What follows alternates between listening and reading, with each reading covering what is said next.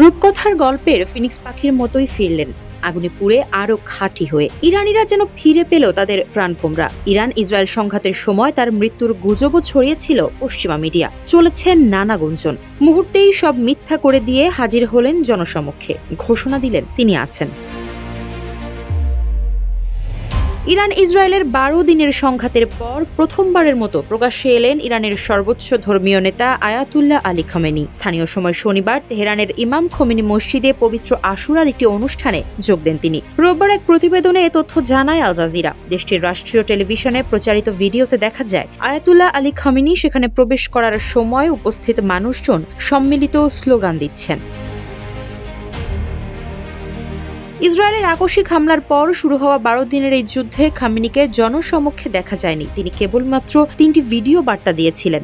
এতে জল্পনা ছড়িয়ে পড়ে যে তিনি হয়তো গোপন বাংকারে লুকিয়েছিলেন। ওয়ালটন এখন দেশের সীমানা পেরিয়ে পৌঁছে গিয়েছে 50টিরও বেশি দেশে।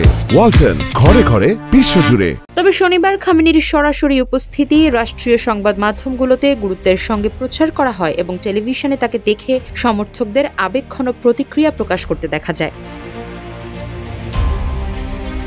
ভিডিওতে দেখা গেছে তিনি প্রবীণ শিয়া ধর্মীয় নেতা মাহমুদ কারিমিকে অনুরোধ করছেন দেশাত্মবোধক গান ও ইরান পরিবেশন করতে, যা সম্প্রতি ইসরায়েলের সঙ্গে সংঘর্ষের সময় বিশেষ জনপ্রিয়তা পেয়েছে। খামেনির এই উপস্থিতি এমন এক সময় হলো যখন ইরান সহ গোটা শিয়া বিশ্ব মহররম মাসে শোক পালন করছে। মহররমের 10ম দিন পবিত্র আশুরা, যেদিন মুসলিমরা মহানবী হযরত মুহাম্মদ সাল্লাল্লাহু আলাইহি ওয়াসাল্লামের প্রিয় দৌহিত্র ইমাম হোসাইনের শাহাদাত স্মরণ করেন। প্রতি বছর আশুরার অনুষ্ঠানে খামেনিকে উপস্থিত থাকতে দেখা যায়, কিন্তু এবার যুদ্ধকালীন পরিস্থিতি নিয়ে নানা গুজব ও উদ্বেগ তৈরি হয়েছিল।